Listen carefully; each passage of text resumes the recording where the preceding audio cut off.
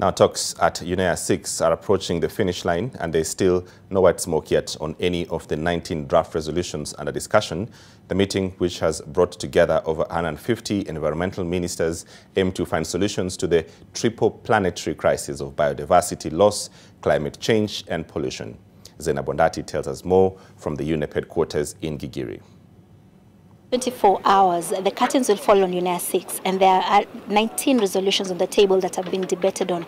And this UNEA expects to yield resolutions around land degradation, pollution, and pesticide and chemical waste. Cannot afford to have 2 billion hectares of land degraded and meanwhile moving into virgin land for agricultural expansion. Therefore, getting those degraded lands back into working landscape has to be part and parcel of the solution. There were at least 6 heads of state that attended this summit, and President Ruto said he had some bilateral conversations on the sidelines of this meeting to talk about how to move Africa's green economy agenda forward. How do we make more resources available through the concessional window that are not expensive, that will enable more countries, especially in our continent, to unlock their renewable energy potential, to unlock the job creation opportunities that we have, so that we can have a much more fairer development paradigm globally and more specifically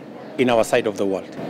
Meanwhile, the elections for the chairmanship of the African Group of Negotiators has been concluded at this UNEA, a process that was supposed to have been concluded at COP28 last year, but it did not. So it has been concluded, and Kenya has been elected as chair for this seat for the next 2 years. We don't have an interest for Kenya per se, but ours is to make sure that the outcomes that are reached from the various COPs, including the last COP that we just had, are implemented.